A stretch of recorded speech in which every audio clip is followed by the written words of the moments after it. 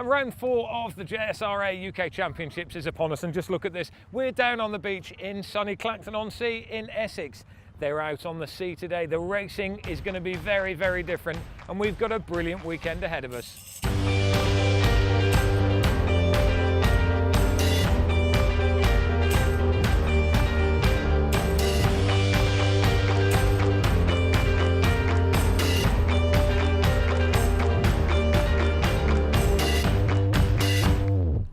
We've got a resident expert, Thumper, with us. And Thumper, it's a very, very different situation today, isn't it? Out on the sea, racing is going to be quite different. It is, Rob. Seawater is more dense than lake water. That can have effect on the handling of the skis. If they get caught in somebody's wake, it could take them down. So let's have a look at the differences with the course out there as well. It's quite a big course today, isn't it? Big, long straight, and then a very, very fast left-hander. The race director's done that on purpose, Rob. When you're on the sea, you've got to give the riders plenty of room. Because if it chops up or there gets a big swell, riders will have to pick a route. And to pass somebody, you might have to be 10 or 15 metres aside of them to get by them. Yeah, so the race directors gave them a big course, lots of straights, and made it as simple as possible, really. Well, we're halfway through the tournament as we start this weekend. Let's have a look what the championship standings are looking like. So let's have a look at the ski lights now, and Kev Pope is ahead of Jason Young, 4:59 and 4:50. Chloe Marsh, 4:36. It's pretty tight at the top. It's as tight as you like, Rob. We've got a 63-year-old, we've got a teenage girl, and we've got an ex-GP champion. Rec Lights, Harry Rickaby, 500 points. Mason Pearson, 458. Luke Lucas with 434. You know, it's pretty tight there, but Harry Rickaby with a 500-point score at this stage of the season, that's a very, very good start. In the 4-stroke runabout stocks, we have Lewis Aking top, 4:26. Very close behind Dave Rapp on 4:04. Then Amy McPherson, 3:48. Very tight indeed in this class. Yeah, it's going quite well this season. Managed to get some good results in the past 3 rounds, and hoping to try and get another good result today. The conditions are a little bit different to a lake, so you're not using your speed as much. There's a lot of bouncing about, and so you can't get that start as well as you usually would on a lake. It's been a bit windy today, quite a bit of chop and surf out there. It's totally different from what we're normally used to in the lakes, and makes it a bit more interesting. I'm sure a few of the riders will be coming out of the shells who are riding the surf. So 9 points ahead of Jason, I believe, and I think it's 23 in front of Chloe, so it's very tight, yeah. Yeah, it's a big one. Not got long left, we're over halfway, so 22 points I think it is between me and Dave Rapp, so just got to make it count this weekend. So let's get on with the racing, and coming up very soon we have got the ski lights, and this is where there is a very, very tight battle at the top. Jason Young, Kevin Pope, absolute neck and neck. Kev Pope just ahead at the moment though. He is, and Chloe Marsh is in the mix as well, Rob. It's a 3-way battle. We're halfway through the season. You can't call it. Kev Pope looks the class act at the moment, but Jason and Chloe are not going to let him do it easily. Absolutely not. I think one of the things for me is that Kev Pope is such an intelligent racer as well. He's been around the track, to coin a phrase, more than once, hasn't he? He's been around and he knows how to read water conditions. Bit of a test of strength out here. I think Chloe's going to back down a little bit on this. I don't know, she's been racing 7 or 8 years now. She started when she was really young. She's got a racing brain. So in terms of intelligence, she can match Kev. But it's out there on the sea. Anything could happen. It's a bumpy old water, isn't it? But this is it. We are out with the ski lights now. Get ready, it's race time. And here we are, they are under starters orders now. This is the ski lights, and this is where it gets exciting. Let's have a look. I can smell the 2-stroke from here. We're downwind of the start line, just picking up that 2-stroke. And one of the things that really excites me about being at these events is the sound, the smell, the taste, everything about it is exciting. And there they are off. Now it's going to be very difficult for us to work out who's in the lead as they head off up that very long straight. It's a big, wide open straight before they get to that hole shot buoy. Can't make it out through all of that spray there. I'm looking for the white ski of Kevin Pope. He's our championship leader, Rob, and I'm presuming he's going to be out there in front. We'll see when they come around the hall. Well, it looks like a black ski at the front there, but we don't know because there is a split, of course. The riders take either a left or a right route, and I think the best chance that we will have is when they come around onto this red buoy that's nearest to us. And that looks like a Kawasaki at the front. It does. That looks like the Belgian Bart Segers. It looks like he's managed to get himself the hole shot and he's already trying to stretch his legs away from the rest of the field. You said he was a bit of a hot shot, and it's looking like it's choppy out there. It's been nice and calm earlier through the course of the morning. but it is immensely bumpy, and I think leg strength is one of the key issues out there. You can probably hear the waves crashing against the promenade just in front of us as we watch the racing in the distance. We've got a bit of a race developing there. There are 3 skis at the front that are just starting to pull away. It's Phil Seegers and Bart van den Bulk, and I can see Jason Young is trying to get in amongst them. Jason's about 300 metres back from the front 3, and is managing to stretch his legs a little bit away from the rider behind him, and he's starting to catch the podium guys. So it looks like we have a retirement. That's 333 Luke Packham. That's a shame. Luke's been riding well all season, Rob, and he's obviously got a problem with his ski. And being out at sea, if you think there's something wrong, just get to the beach. Let's now have a look at Bart van den Bulk, who really just seems to be at home. You know, it's bouncy out there, but he's flying at the moment. He's lapping numerous competitors. He's just gone past Richard Gilbert again there, and he's very, very comfortable standing upright in the tray, taking all of these bumps in his stride around the red buoy, heading left and out to the back of the track as far away from us as we can possibly see. And they're coming in, that's it, the race is over, the checkered flag is up, and that looks like a win for the Belgian Phil Seegers. What an absolutely fantastic result for the man from across the water there. He's come over to England, he's taken everybody on, and he's done a very good job in choppy water. You made that look very easy out there. It suits your style of riding. Yeah, in Belgium we have like the canals where the big boats pass, and that's where we train on. Or sometimes on the lake with a lot of runabouts around. There are big waves coming up then, and then that's how we train, and it makes me get used to these conditions over here, and it's just fun to ride in it. Gentlemen, the championship tightens up a little bit now. 3rd for you, Jason, Yeah. and a 5th for you, Kevin. Wow, Yeah, that was yeah. tight, wasn't it? It was tough conditions out there again. Just had to go out and try my best and do what I had to do. You changed your ski for this one as well. Yeah, I'm sorry if I confused you at all, but yeah, I'm using my black ski because it's just slightly heavier and just easier to ride in the rough conditions. Yeah, we said you were an intelligent racer, and absolutely that will make a big, big difference. So, going into the next round now, is it going to be pistols at dawn? Yeah, luckily we're still good friends, and whatever happens, I think we still will be. Yeah. I've been racing Jason, I think I said before, for don't know how long, 15 years or so, Yeah. and we've been very close on many occasions. But I don't think we've even touched No. it. So you know that says a lot, because we've always been close. Yeah. So yeah, so he's a good guy.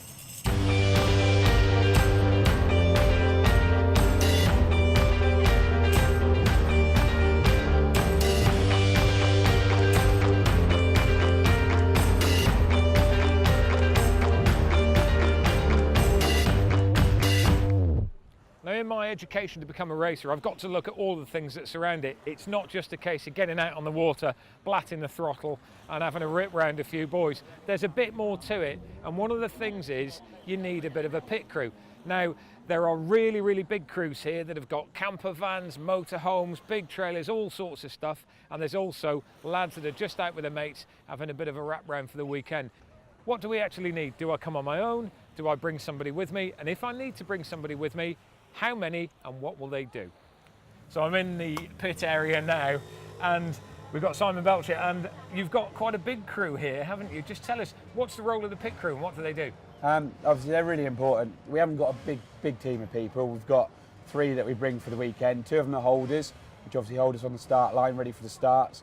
And we've got 1 mechanic that just looks after the ski, and one of the holders also doubles up and helps us as a mechanic. So you really only need 1 or 2 people on a weekend. We've got 3 because, you know, it's a great place to be, Clacton on a sunny weekend, so more people want to come along. Of course, you've got the wives and girlfriends and children and everyone else that wants to come along. It's a great family occasion too, isn't it? It's not just about the racing, it's about the whole atmosphere of the whole weekend. Yeah, you know, I've been racing for 30 odd years, and you know, there's at all different levels, and I think the one thing that's brought me back to do a few jet ski races is that it is very relaxed. You can bring the family, the kids absolutely love it. Generally you're around lakes, there's lots of grass areas, or you're at the beach, so you know, there's things to do, and it is a good, friendly, fun atmosphere. You need a bit more than just turning up with a wife, because she probably doesn't want to fix a jet ski, but yeah, you know, 1 or 2 of your mates, and you can come along and certainly have a good weekend. Well, let's talk about that, because you've got quite a big crew, and there might be people that are watching this thinking, wow, you need a gazebo. Actually, You need a van, you need a trailer, you need a camper van, and suddenly it's gone from I quite fancy a little bit of a go at this on a £5,000 machine to I need 50,000 quid's worth of kit. Is that the case? No, not at all. You know, in actual fact, we've only got this equipment because of other things that we do. But you know, a lot of the guys, they turn up with a van with a bit of plywood made up to make a bed in there. Their jet ski fits underneath. They've got a toolbox, a few cans of fuel. So you know, it certainly isn't that you've got to have lots of expensive equipment. Fantastic. So there it is. It's entirely up to you as to what level you come in and what your crew is. Ideally, you need at least one mate. Alternatively, it can be a family affair. So now we come to our featured race, and today we're looking at the rec lights. Thumper, first and foremost, let's have a look at the technical differences between rec lights and normal skis. Well, the rec lights are both Sea-Doo Sparks. We've got a stock class and we've got a rec light class. The rec light class, they're allowed to have handling modifications, pump modifications, and they can put a reflash on the engine so they can up the power level slightly.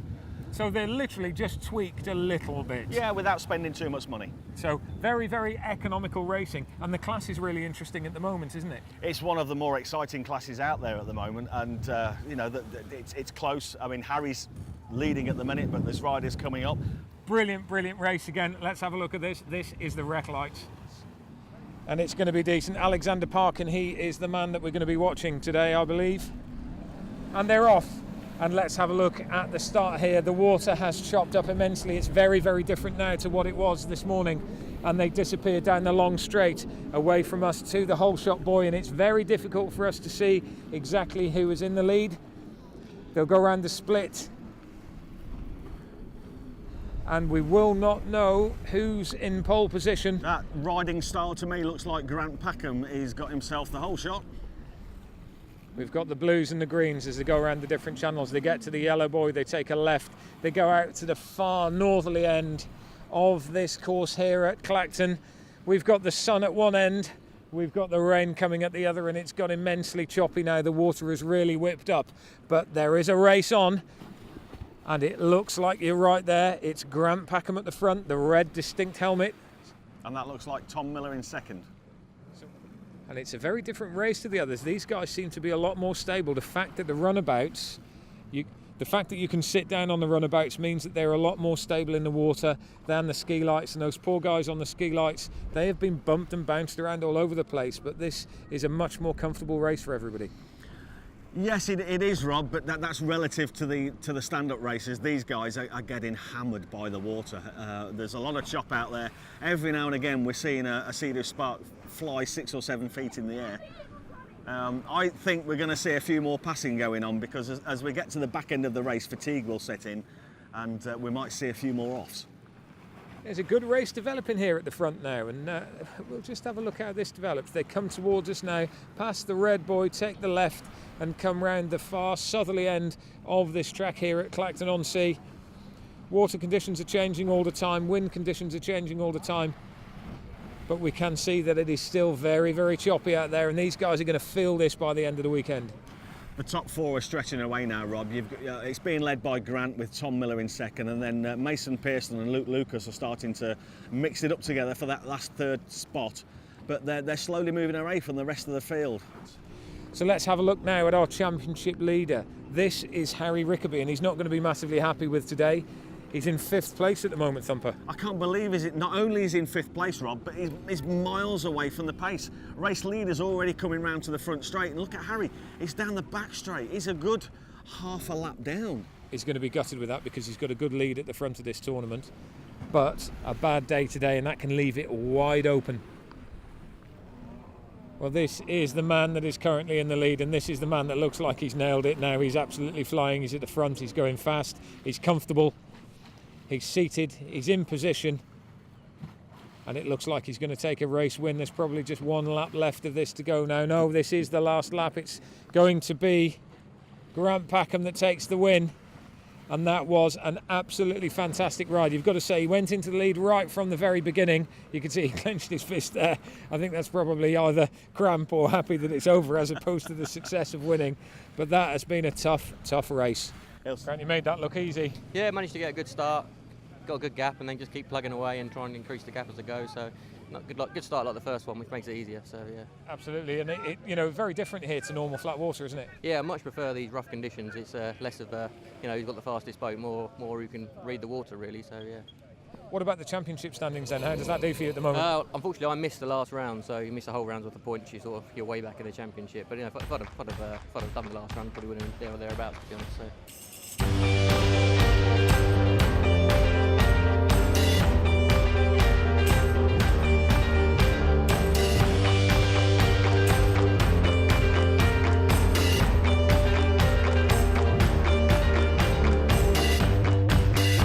We see a lot of jet ski racing, but another great spectacle of jet skiing is the freestyle. And Jonathan, you're joining us today. You're one of the world's top players in this game. Talk to me about freestyle. What's the difference? Well, the ski's a lot shorter.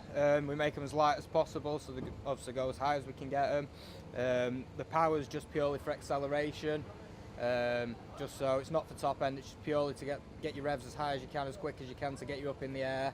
Then we've got the things like the footholds at the back of the ski, so you kick your feet into them, so when you're upside down you don't fall out. It's quite an economical way of getting into the sport as well. You can buy a freestyle ski quite reasonably, can't you? Yeah, you can buy like the entry level ski for literally a couple of £1,000 and turn up and compete.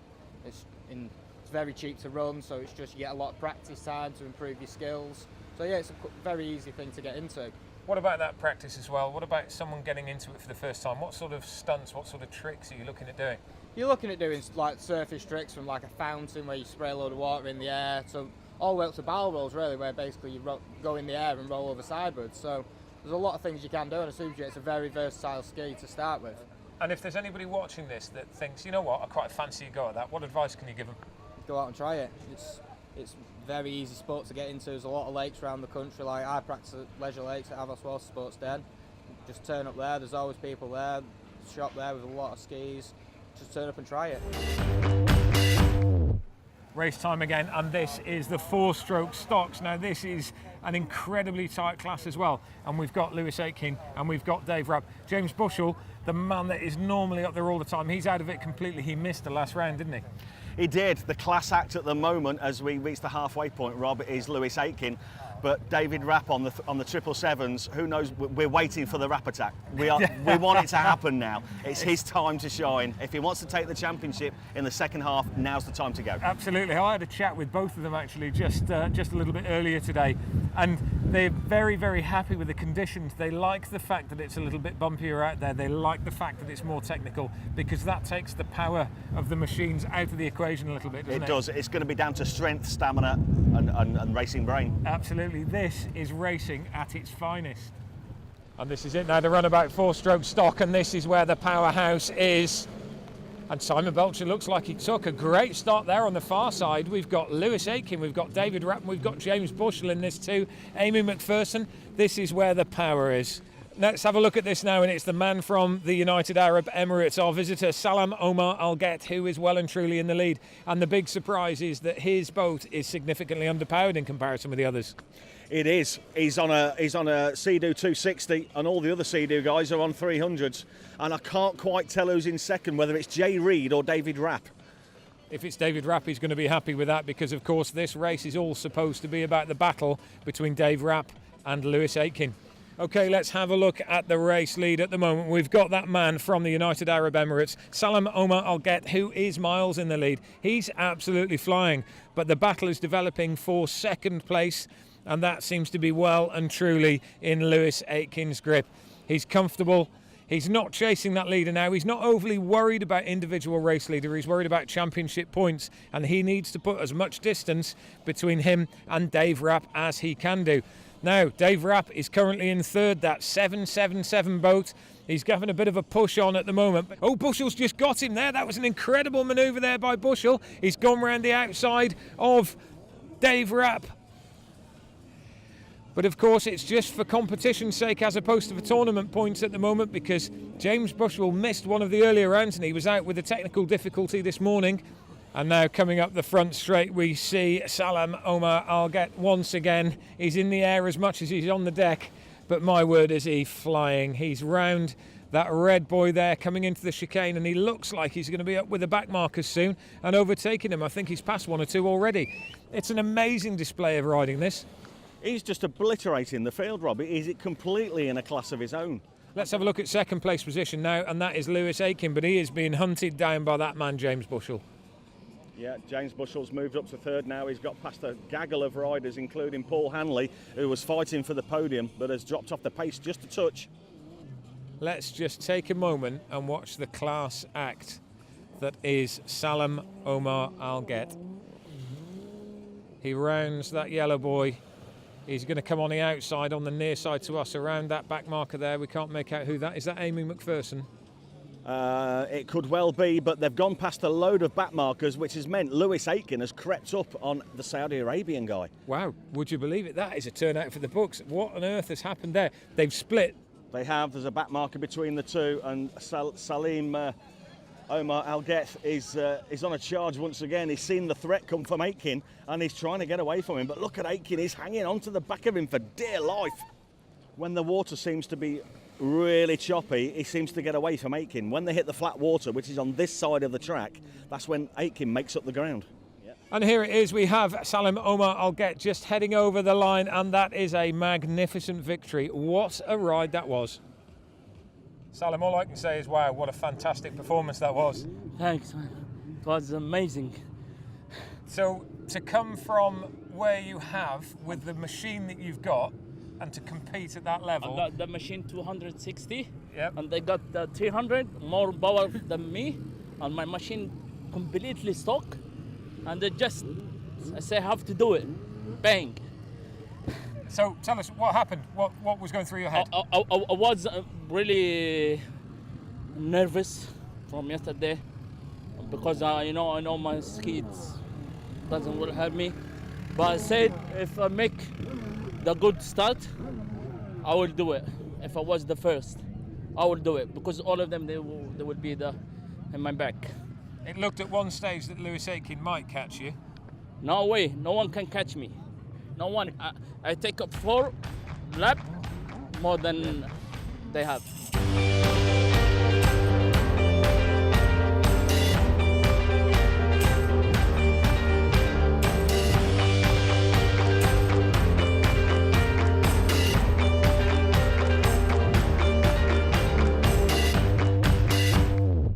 So there it is, the end of round 4, and what a fantastic weekend it's been down here at Clacton-on-Sea. As you can see, the weather has changed. It was sunny, it's now looking pretty grim, and for some it's been a day at the beach, but for others it's been stormy seas. We'll see you next time, round 5, Kingsbury Water Park.